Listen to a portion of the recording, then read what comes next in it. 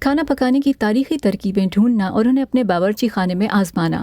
Max Miller کی ایک پسندیدہ ترکیب زیرے، خمیر شدہ مچھلی کی سوس اور دیگر اجزاء کا استعمال کر کے ایرانی ڈش پارتھین چکن تیار کرنا ہے، جو سلطنت روم کے اطراف کے علاقوں میں لوگوں کی خوراک تھی، یا رومن دور کی ایک کک بک سے لی گئی ترکیب کے مطابق سمندری خوراک مسلز کی تیاری۔ After about 5 minutes, take a look, and if most of the mussels have opened, you're good to go.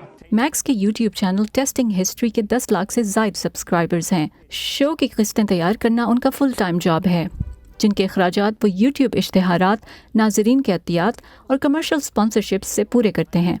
Max Miller Walt Disney Pictures میں مارکیٹنگ اور ڈسٹریبیوشن کے لیے کام کیا کرتے تھے، لیکن وبا کے باعث انہیں کام سے چھٹی پر بھیج دیا گیا اور کھانا پکانے کا چینل مشغلے کی جگہ ان کی مستقل جاب بن گیا۔ کیونکہ اس وقت میرے پاس بہت وقت تھا، کیونکہ کچھ اور کرنے کو نہیں تھا۔ پیسٹریز کی تراکیب میں انہیں خاصی دلچسپی ہے، اور زمانے قدیم یا جدید دور کی تراکیب انہیں مل جائیں تو وہ انہیں آزمانے کے لیے تیار رہتے ہیں۔ دمبے کے گوشت اور چقندر کے سالن کی یہ 4000 سال پرانی بابل کے دور کی ترکیب ذائقے میں روایتی سلاوی ڈش بورشٹ جیسی ہے۔ یہ دیکھنا بہت دلچسپ ہے کہ کیسے یہ ڈشز اگر اچھی ہوں تو زمانوں تک موجود رہتی ہیں۔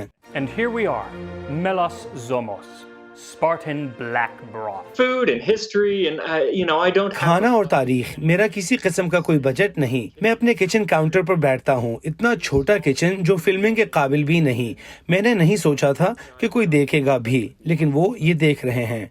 اور پھر لاکھوں ناظرین کھانا پکانے کے ان کے ایڈونچر کا حصہ بننے لگے۔ مائک اوسلیون کے ساتھ فائزہ بخاری، وائس آف امریکہ۔